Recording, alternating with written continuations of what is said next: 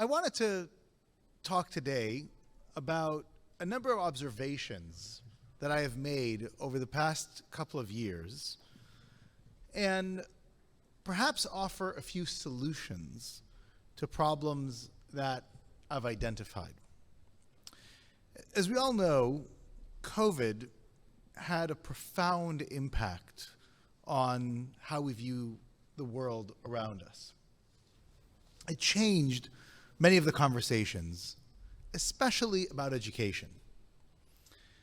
And even though during the first year or so of COVID, there were continued gatherings that were virtual, as I know some people are watching us online today, and people continue to have conversations, there is something different when people came together at conferences again.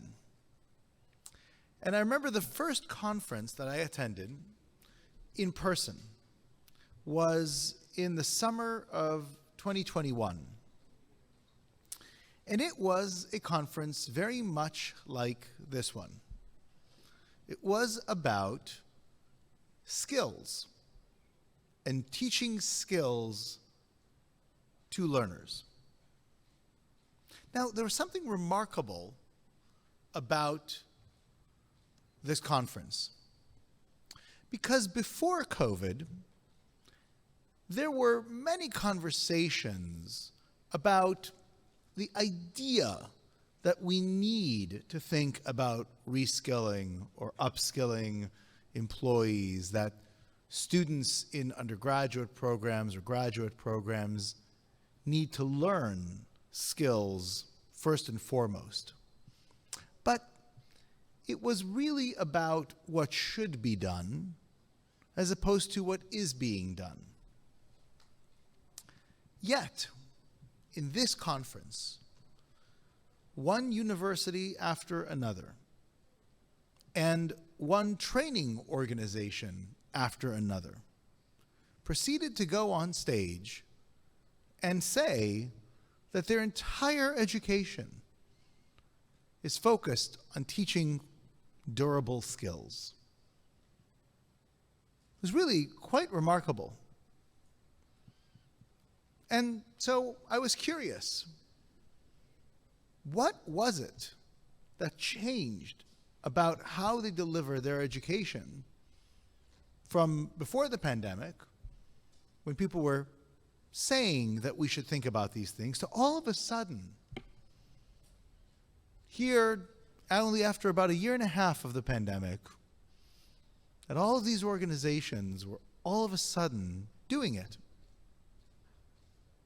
And so I went to the website of a couple of the universities that were speaking, and I looked at their curriculum. It was exactly the same as it was before the pandemic. No difference. I looked at the courses that they were teaching. Same courses.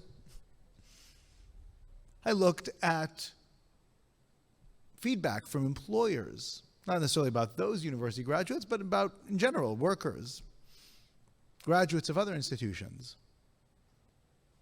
There was no improvement. But what happened is that educational programs learned the language, but they didn't actually do what is necessary. When I started Minerva 12 years ago, I realized that in order to deliver real education, we had to rethink the enterprise of education. And I set about to work a couple of years just on my own. There was nobody there. I was just talking to people and learning and developing the Minerva system. And then as I assembled a team and had them implement that original vision, to go through and actually teach individuals how to think systematically. And I remember a couple of days before we launched our website that would be a place for students to register, to apply, to join the university, we had visiting us one of our advisors who himself used to be a president of a university in the United States. And we said, oh, we're so excited. Come look at the website because we think it's great. We're talking about all the things that we're actually doing. And it's so different from other universities. It's so different from other approaches. And so he came and stood behind our creative director, and he went through the website, going through page by page. And our advisor was silent. Didn't say a word. And at the end, he said, you have to rewrite everything. We said, what? What do you mean we have to rewrite everything? He said, look, it's very simple. Everything that Minerva will do, every other university has claimed to do for decades. None of them do it, but they say they do.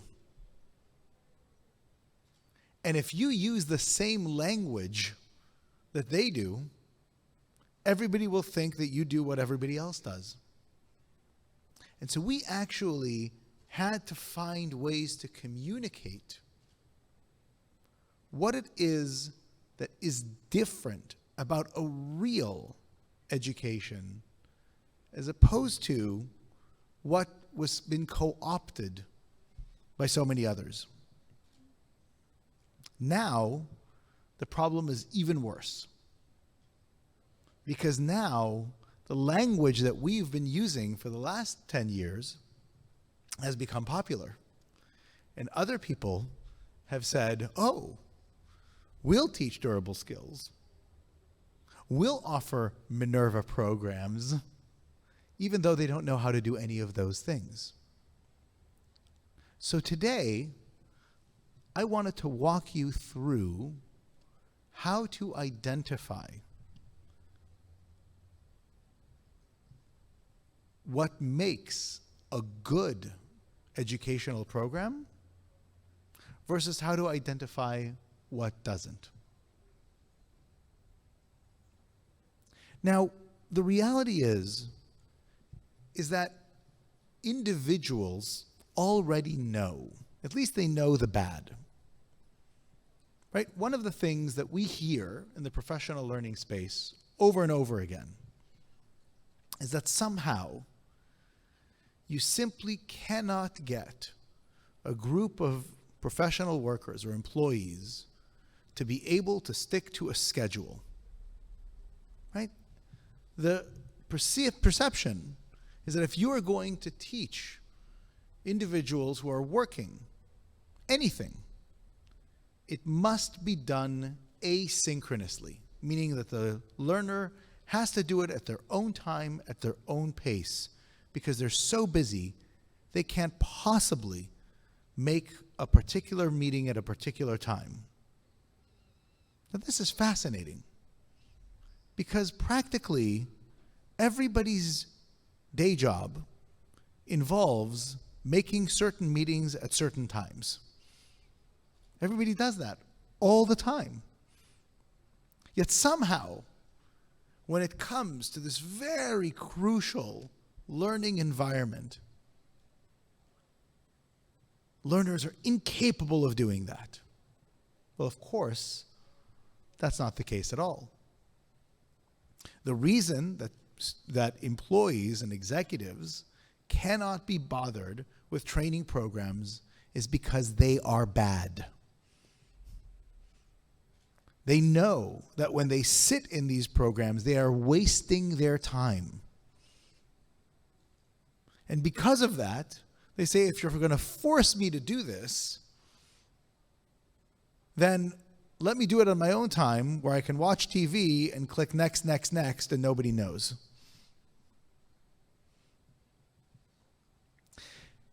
Now, what does one have to do with the other?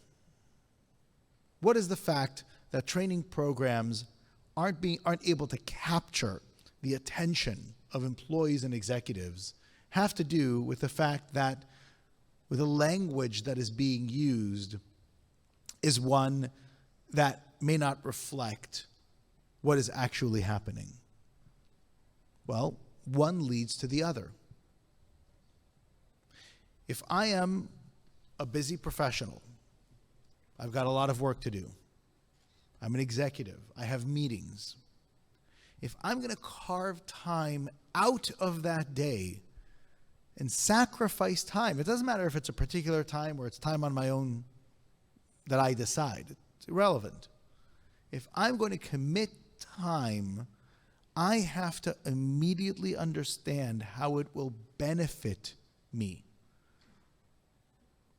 And when the education sector says that they provide benefit, but then cannot prove it, the learner sees right through it. And it causes a problem for the sector. So let's unpack why that is. One of the core problems of what we think of as education is that it is delivered in a linear fashion. What do I mean by linear? We all remember the tests that we took in high school or in college. They were on a simple scale, 0 to 100. A, B, C, D, sometimes F. Even when we were using certain scales, we knew that there really was a very narrow range in which we were assessed. 93 is good, 88 not so good. Not a big difference, but for us it meant a lot. Yet, if I was to ask any of you in this room, tell me what an 88 out of 100 means, outside of maybe thinking it's 88% correct, you really wouldn't be able to tell me. There's no real standard for what that means. You all knew that if you got an 88 from one class, it may be a good reflection because it was a hard class, whereas in another class it was a terrible score because everybody got more than that. The number itself held no value, no meaning whatsoever. But here's what's worse. Assume that it would have meaning. What would that meaning be? That you remembered something you were asked to repeat correctly on a test? Let me ask you a different question. Think about this. I'm curious if you could raise your hand. I can't see the people online, but ask yourselves this question. Think about anything that you have done this week for which an answer on a test that you've taken at any time in your college degree proved useful. So I'm going to repeat that, just so you understand the question. Think about anything you did this week for which you were prepared well by answering a question on an exam that you took on any subject that you took in college. Can you think of anything you did this week that was helped by those tests? Anybody? One?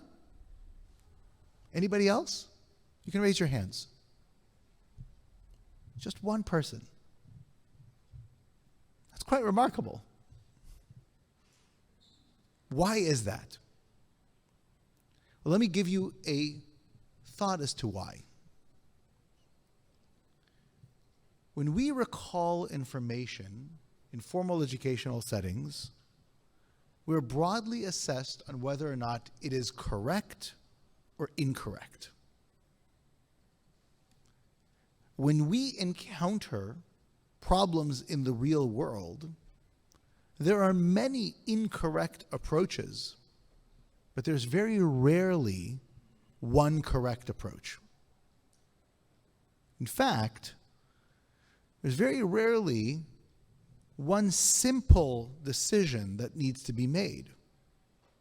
Whenever we encounter our day-to-day work, it requires us to bring together many different kinds of background knowledge. And think about how this particular situation that we've never encountered before can make use of each one of those elements together. This requires two things. It requires the ability, the psychologists refer to it, to transfer a certain cognitive tool or a certain piece of knowledge from one area or one context to another. And it requires you to synthesize, to combine all of those pieces of knowledge that you transferred to bring to bear on this particular situation. The issue is that an educational system that is linear, correct, not correct, 88-93, doesn't exercise the part of your brain that allows for transfer. You oftentimes were to learn something in a discipline, and you are then asked to apply it in the same discipline. You are taught something in a particular context, and you are assessed on whether or not you can recall it in that context. And educational institutions would say, oh, you have now recalled it, so you know it. Check. You have learned. And even though recalling on a test is unfortunately not a good indicator on whether or not you'll be able to recall it in the future, because most people who pass tests can't recall those answers months later, let alone years. But again, even if they did, the goal isn't to be able to remember what you've learned in the same context. The goal is to be able to apply or use what you've learned in context you've not encountered before.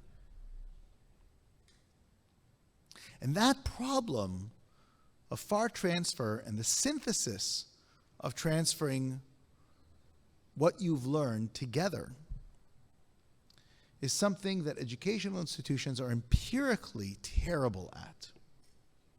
The structure of even large learning environments like university degrees that take 3, 4, 5 years rarely give you the opportunity to transfer from one context to another, and very rarely allow you to synthesize disparate learnings from different backgrounds.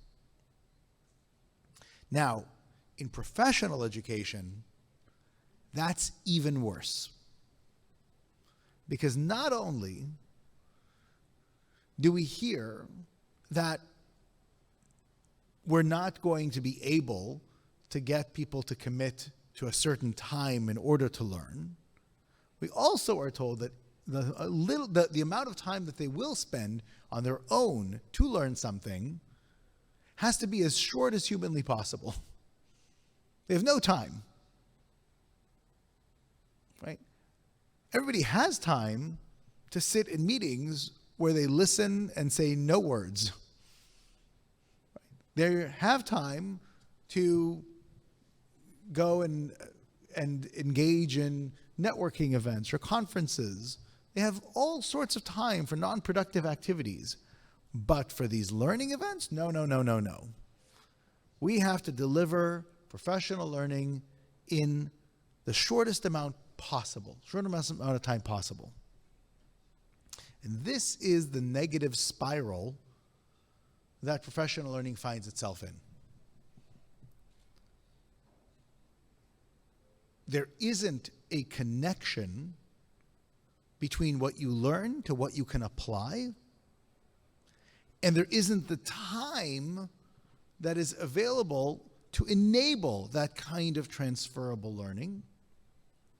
And because of that, nobody wants to participate in these programs, and therefore they're given less and less budget, less and less time, less and less focus.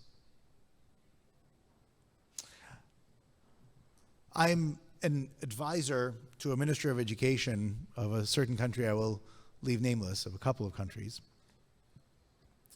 And I was having a conversation about their reskilling programs.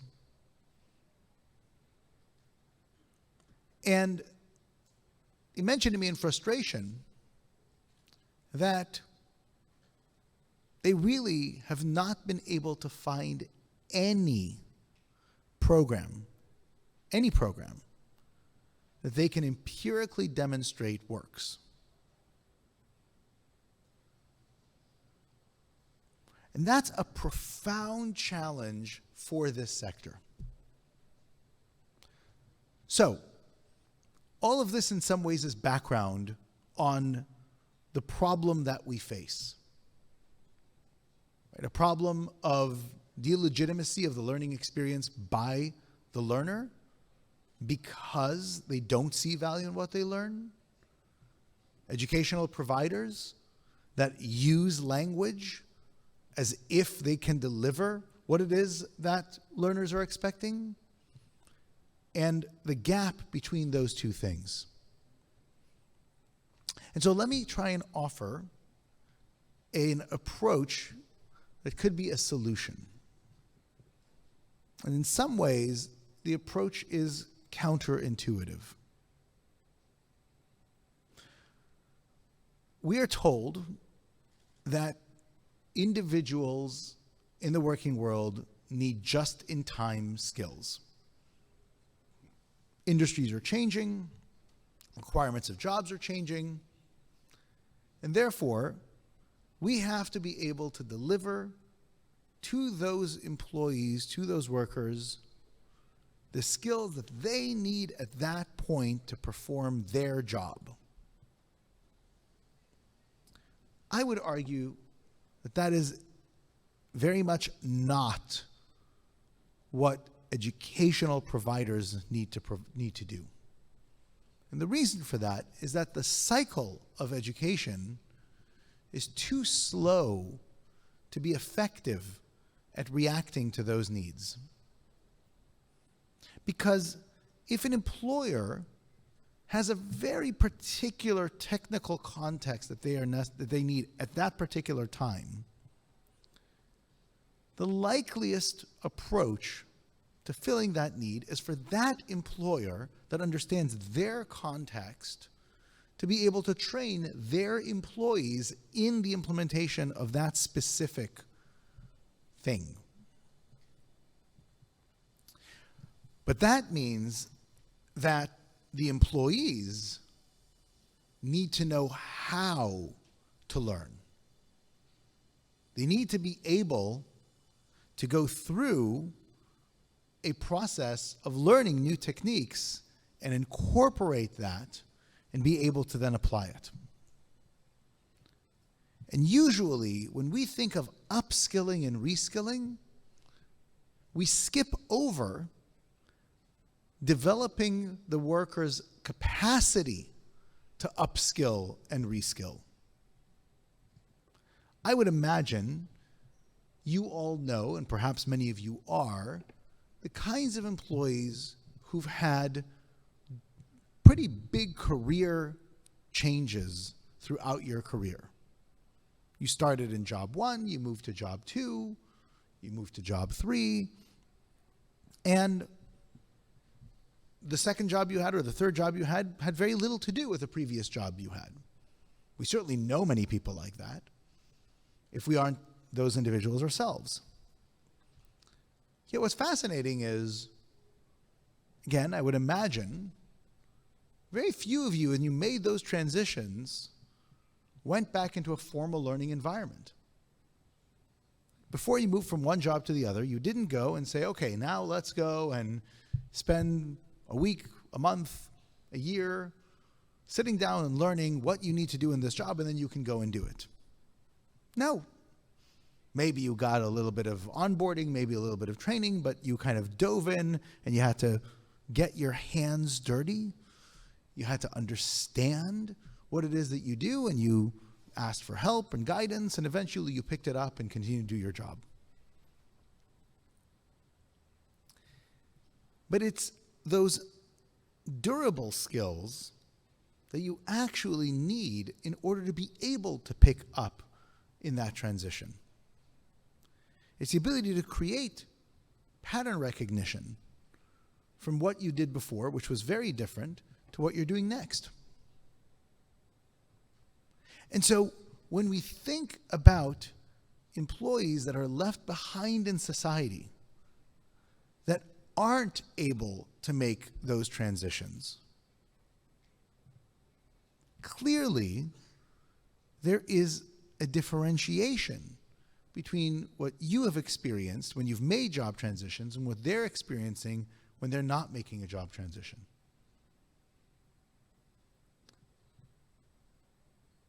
And solving that transition by saying, no. For these folks, we'll just tell them exactly what to do in this context, and that's what's going to solve the problem, doesn't make sense. So, how does one teach durable skills?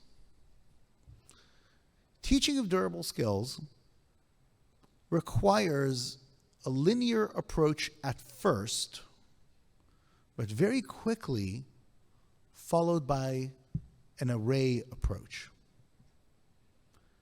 Linear in the sense that you must learn a core concept to a level of proficiency, meaning you obviously have to know what it is that you are doing.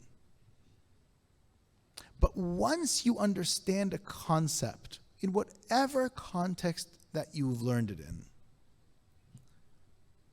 the real learning begins. And that's when you take that piece of practical knowledge, that piece of learning that you've gone through, and you then apply it over and over and over again. And that application isn't in the same context. It switches from one context to another. Initially, it's done so explicitly. You say, okay, here you've learned this piece of knowledge, now apply it in this context. And you may struggle, or the learner may struggle, to see, oh wow, how does that apply here? Then if you've done that a few times, you enable for implicit applications. Ones where, once you've understood the concept to a certain level, it's relatively clear that this is the time to apply that tool or that knowledge. And eventually,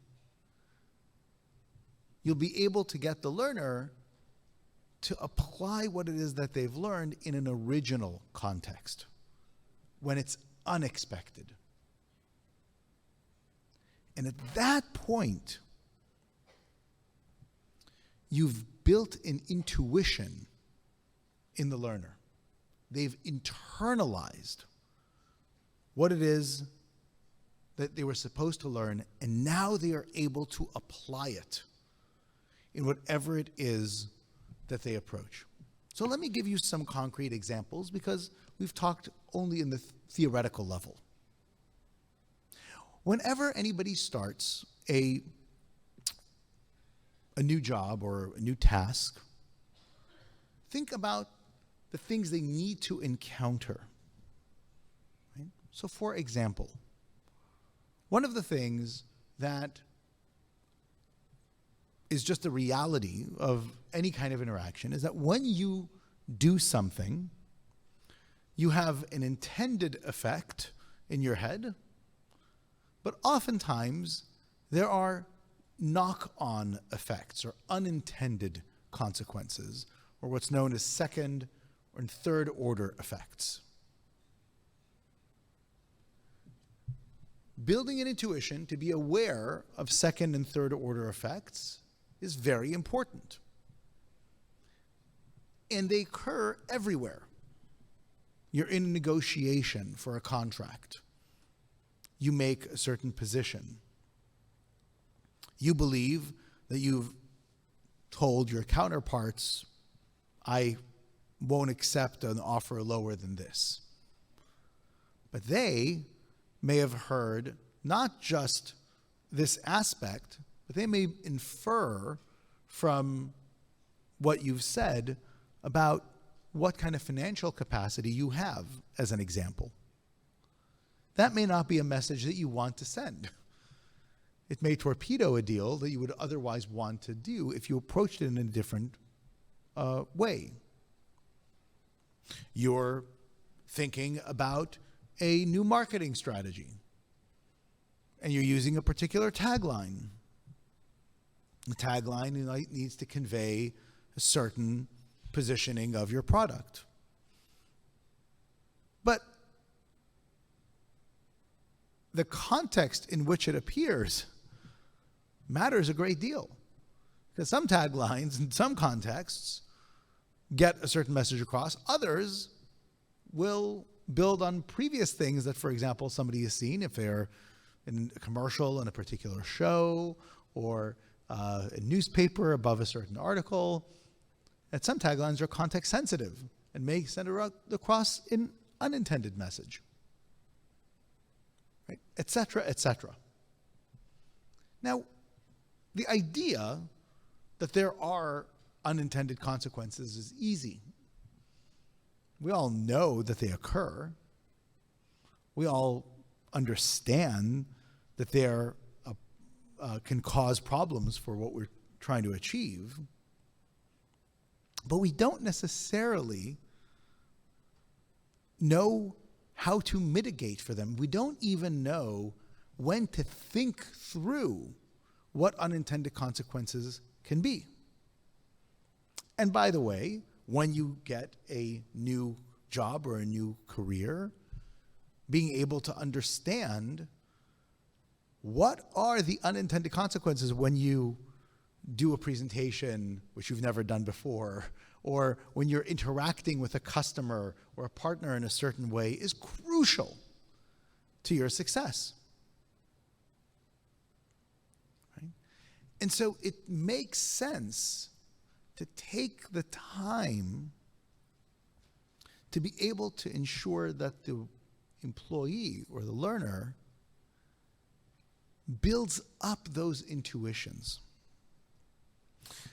One of our partner institutions, ESADE, which is one of the most respected business schools in the world, works with a project management company, global project management company called Acciona.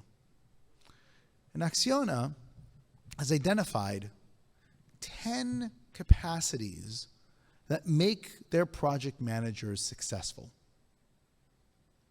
And what we have done in partnership with ESADE and Acciona is taken those capacities, broken them down to individual learning objectives, to individual cognitive tools, and built curricula around each of those pieces of knowledge, such that the project managers in Acciona globally will be able to incorporate those intuitions into their work. This is a major project. This training program is being done for every single Acciona project manager in the world. Each one of these 10 modules is a live, synchronous, multi-week learning environment. So it's a major commitment.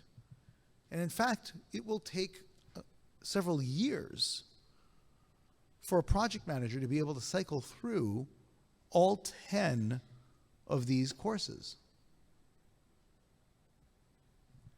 But the fact that these project managers from day one understand the value of what it is that they've learned because they see immediate benefit to applying it in their day-to-day job.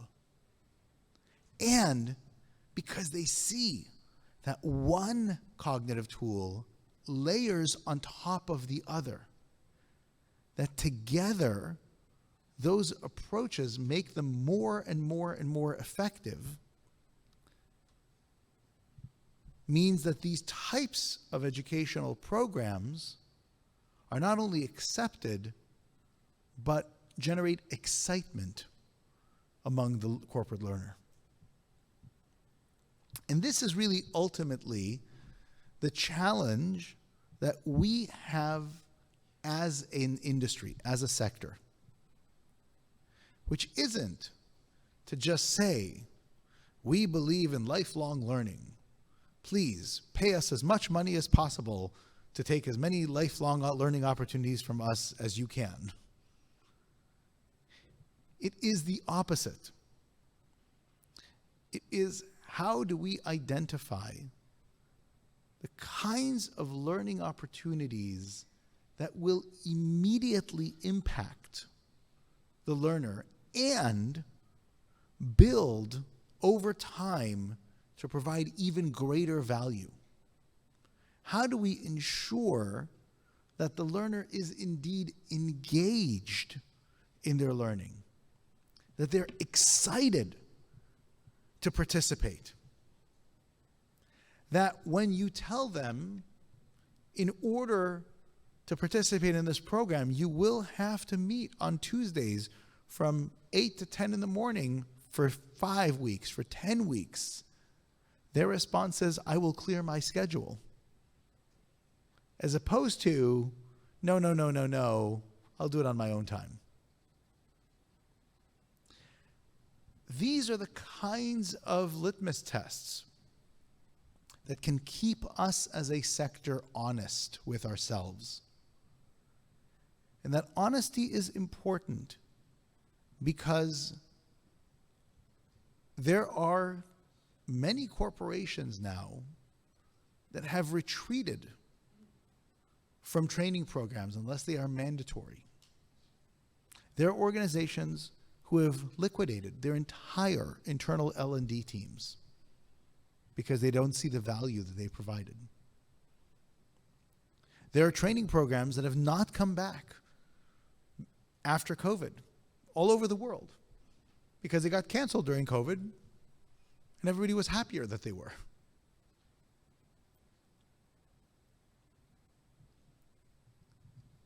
There are providers who are making offerings that fill requirements cheaper and faster and simpler, not because they're better learning, but simply because it's a lower tax on the corporation, both the time of the employee and the coffers or the money of the corporation.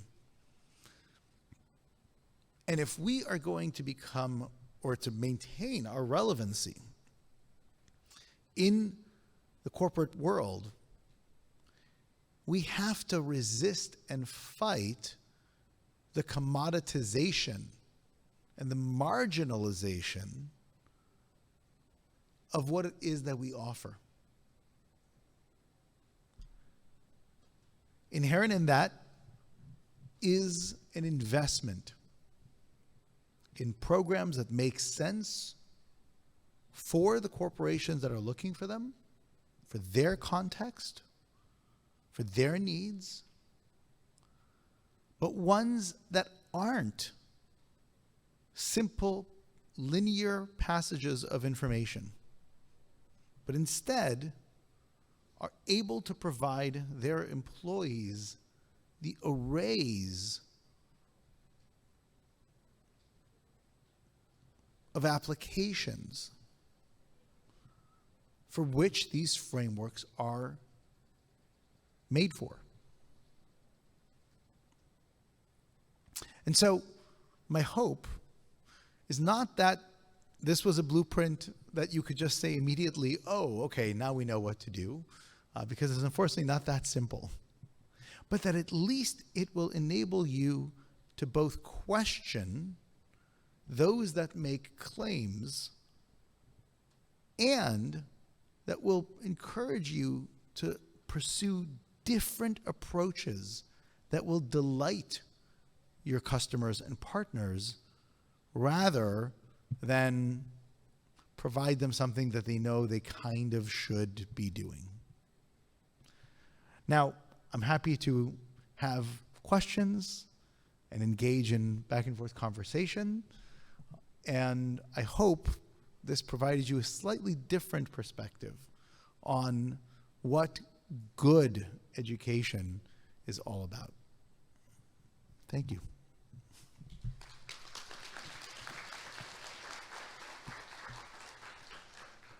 And of course, the first questions are always the hardest, so please. Is there, I don't know if there's somebody, or you can ask and I'll repeat the question.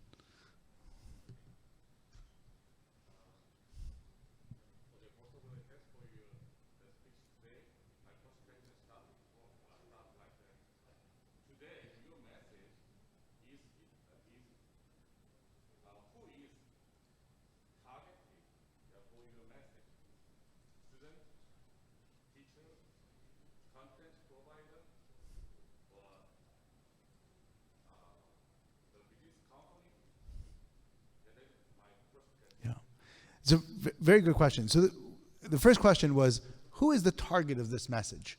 Is it the learner? Is it the content provider? Is it the teacher? And really, I think my primary message is for the service provider.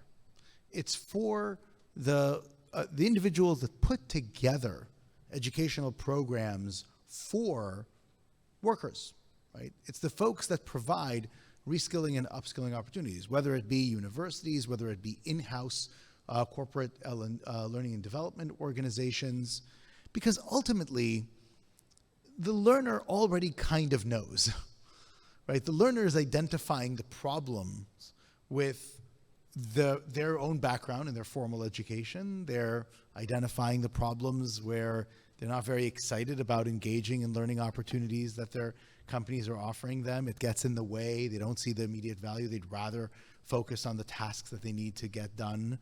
And so and really, you know, the teachers are oftentimes delivering the products that are and services that are designed by the service providers. So for me, I think the message is primarily for the service providers. Secondarily, I think it's also for the corporations themselves that need to be demanding of not just saying, look, we don't know, we can't find anything good, so we'll just take whatever is available, but say no, right? We have to ensure that when we ask our employees to spend time and when we as a company invest money in these types of educational programs, we may need to invest more, right? It's not just going to be about, oh, let's just cut, right? But we have a standard, we have requirements, right, that exceed just a certificate that you get at the end. We have to be able to measure the outcomes. We have to see behavioral change in our employees, because otherwise there's no point in running these programs. And so to me, that's the primary message. The service provider on the one hand, and secondarily, the buyer of those services, which is the corporations usually. Did you have a second question? Yeah. Yeah. There's a microphone. Okay, actually, today, another place, the conference is held for the metaverse or Could the you speak? blockchain, like that. So this is for the skill, the method, how to deliver, what types of the facility to use for education. But the important thing is, what is educational goal we have? Okay, to students, the benefit. Student also has a benefit or goal Yeah. And corporation can invest more to pursue more the benefit. Okay, so how do you deliver your message to the corporation and student content provider? They're each the benefit or expectation against the investment is conflict. Right. So that's my last question. Yeah, no. Look, this. I think if I understand your question, I think it's exactly the problem, right? Because right now, it's hard to imagine for many people effective L&D programs, and because of that, people are thinking about let's invest less, not more. What is the possible goal of this education from the employee's perspective, the employer's perspective? But again, I think if you stick to first principles, then it's much easier to understand. If the employer realizes, okay, I have a hole in my human resources, right? And it's a hole not of boy, I need more people with PhDs, right? And I need to just hire them. But it is a shift in nature of the work, right? There should be a relatively straightforward understanding of what is it that's missing. And in fact, you can sometimes just go back into the data that is contained in employee reviews, right? Where if you're consistently seeing a customer service organization as an example that is getting constant feedback about generating or having angry customers on the other side, right? Well, that should give you hints at some of the skills that are missing in the customer support organization, right?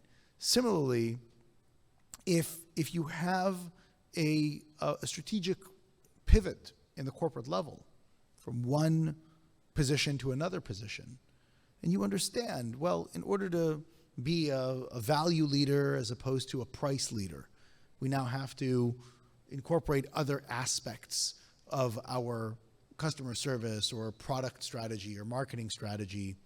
Well, what are those characteristics, and how do we bring the teams along in that way?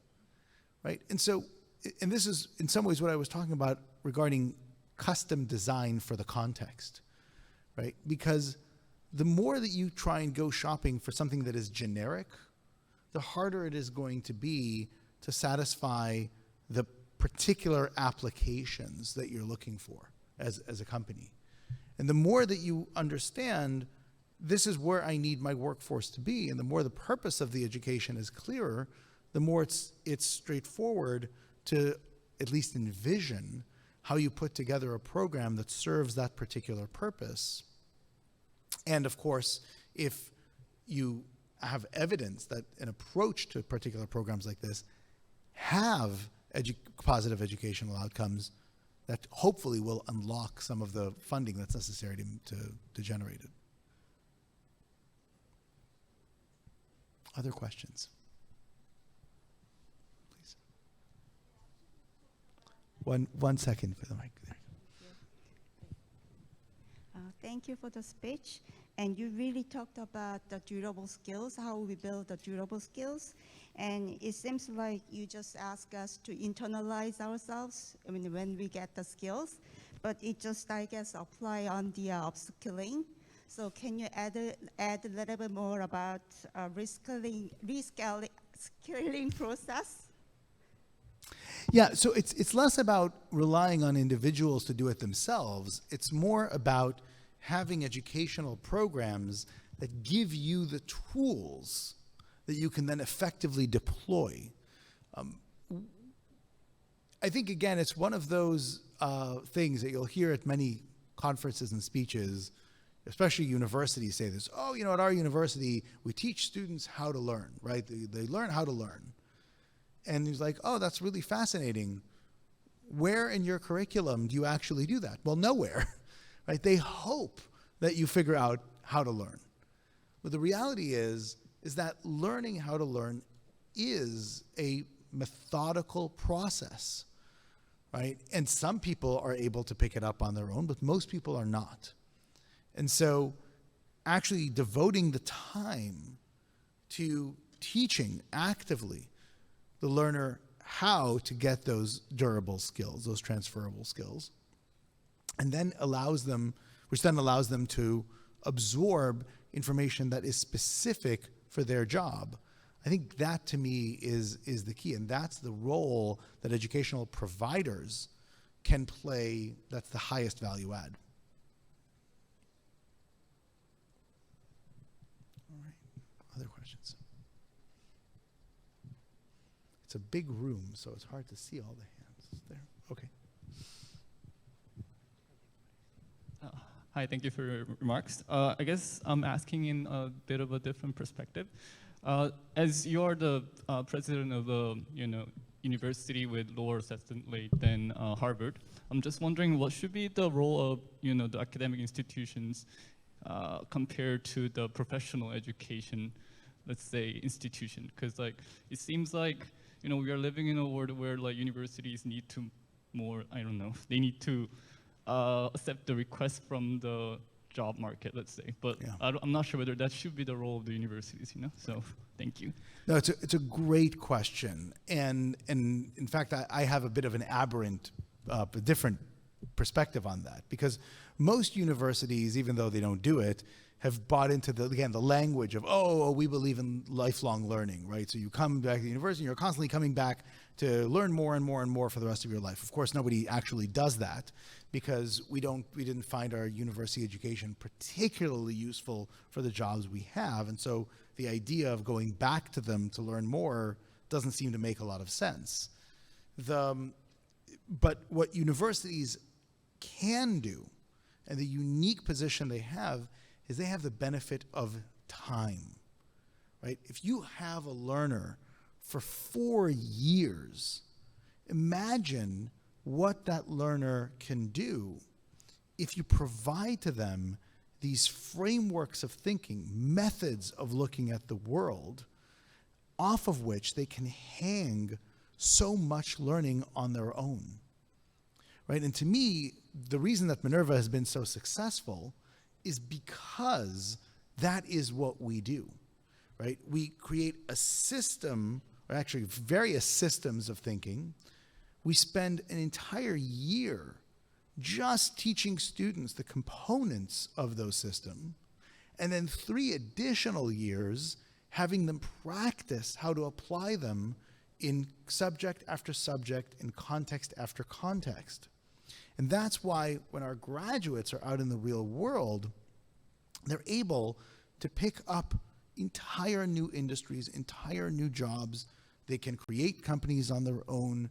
They have an enormous track record of success because we've spent time giving them those durable skills that they can leverage for the rest of their lives.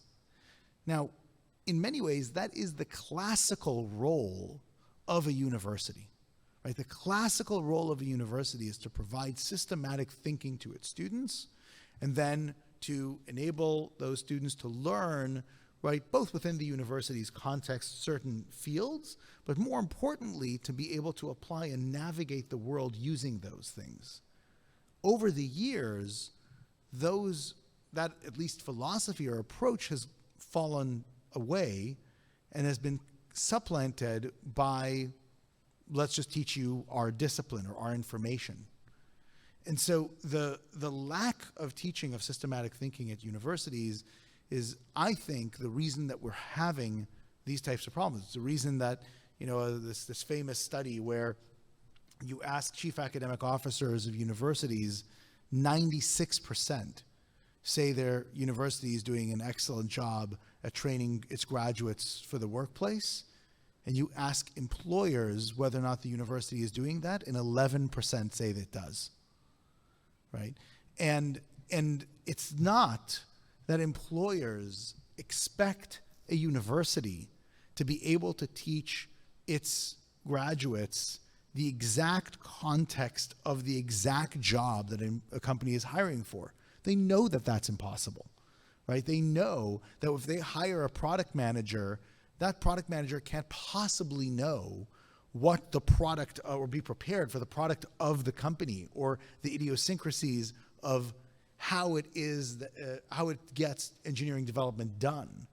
But what it can expect the product manager to do is to be able to collaborate, is to be able to think through unintended consequences, is to be able to lead, to understand market requirements, to understand constraints and what it is that they need in order to manage a product development process.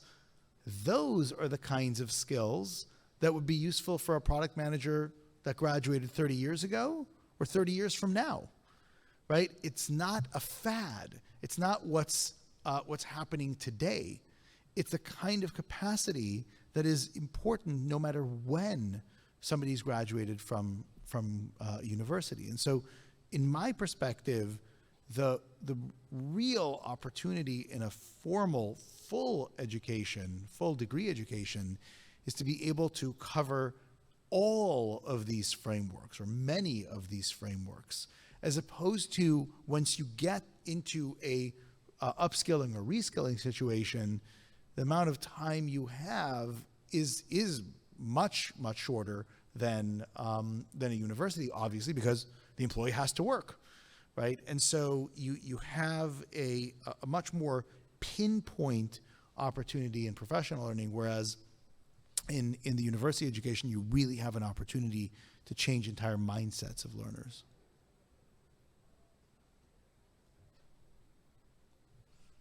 Thank you for that. Any other questions? Really good. Over there. Oh, over there. Could keep your hand raised.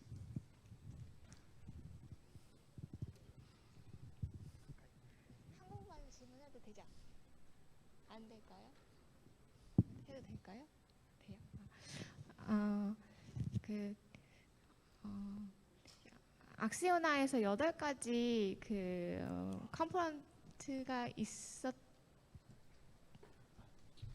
네. Sorry, go ahead. 네. 그래서 융합적 사고를 위해서 일단 2가지 스텝이 필요하다고 하셨는데, 첫 번째가 트랜스였고, 그 다음은 제가 좀 놓친 것 같아서 한 번 더 좀 질문을 드리고 싶고요. 그거랑 연결되게 이제 악시오나에서 8가지 컴포넌트가 있었다고 하셨는데, 거기서 제시하는 그런 코어 컨셉이 뭐 합축적으로 얘기를 하시자면 어떤 코어 컨셉이 있었는지, 그러니까 다시 얘기하면 그게 활용 범위가 이렇게 넓어질 수 있는 것에 대한 코어를 뽑았다고 생각하는데, 그게 어떤 것들이 있는지 좀 대표적으로라도 예시를 좀 듣고 싶습니다. Right. Absolutely. Happy to go over both. So what I was saying is that the two concepts that really are important in being able to apply these durable skills is, number one, transfer, which is you learn something in context number one, you apply it in context number two. But second is synthesis.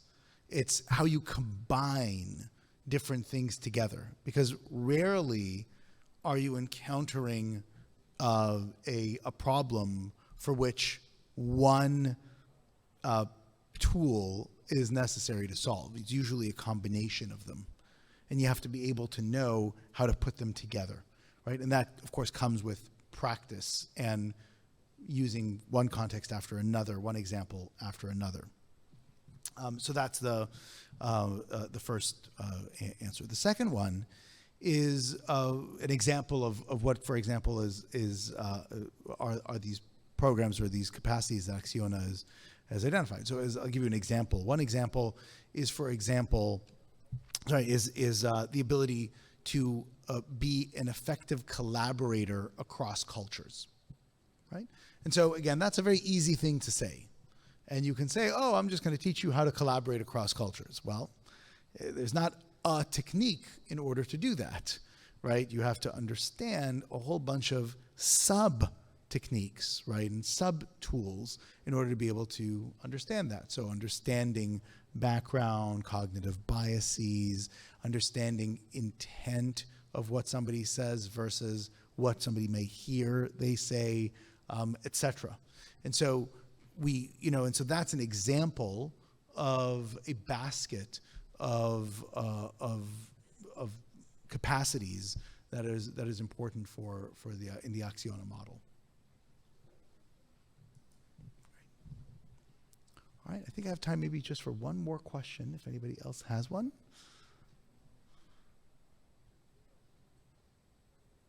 And if not, wonderful. Oh, I think there's a hand back there.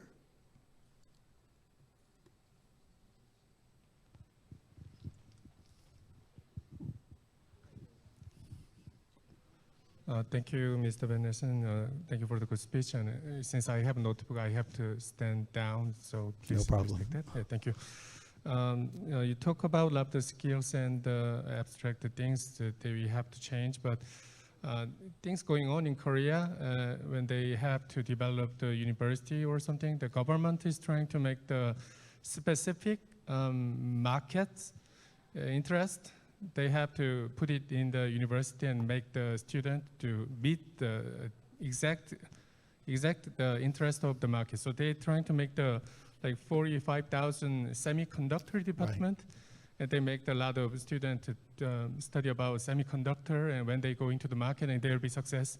That is the process going on in the Korean education and the Korean government.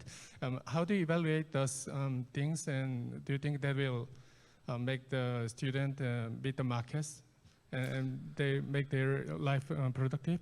I want to hear about your opinion. Yes. Yeah, I understand that in the Korean education sector, there's a more central planning as to how many spots go to which kinds of majors and offers and things like that.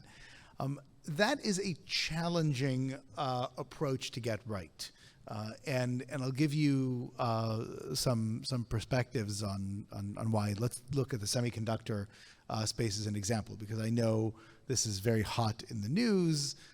There's a big shortage, of course, of semiconductor employees in Korea. The government says, well, universities must train them, etc. But one of the questions is, what are they training them in? What is the shortage? The semiconductors are not a monolithic thing, right? Sometimes you have to understand, really deep core principles of physics in order to be able to impact a semiconductor work. You have to have a really strong sense of operations and plant management. Others, you may have to understand marketing needs or product development or other forms of product types of innovations or product management, project management. Well, the semiconductor context is relevant, and you certainly can have certain courses or things to enable people to have some background in it. But again, the reality is that it's the durable skills that are necessary that are vastly more important, right? And you probably wouldn't have as much of a shortage in a particular technology sector if it wasn't for the fact that the ability for electrical engineers and physicists, et cetera, to transfer their knowledge from one field to another was so much more difficult without those systems thinking. So it's not to say that there isn't industry-specific knowledge and experience, which of course there is. And of course, when you talk about deep semiconductor design, right, there's a whole bunch of things you need to learn, and that's fine, and it's totally acceptable. But it's unclear to me if the 45,000 worker shortage is really, boy, we are missing 45,000 chip designers and we have to teach them exactly that skill. And by the way, think about how long this process will take. Universities have to create these programs. That'll take a couple of years. They have to, find students, enroll them, teach them, graduate them. Oftentimes, people who work in this sector need a master's degree on top of it, right? And so now you're talking about 8 years from this declaration today until these folks hit the market. How do you think chips are going to be designed 8 years from now? You think the human processes are going to be as involved as they are today? 8 years ago, 6 years ago, OpenAI didn't exist. Today, engineers that are coming on the market are utilizing OpenAI to reduce the amount of work they spend coding by 70%, right? What are the implications of that when it comes to the semiconductor space? And so this process of trying to identify a problem we have today and have a 4, 6, 8-year pathway to solve it is, maybe it will work, but it seems to me like the forces of change and technological innovation will make those plans unlikely to succeed.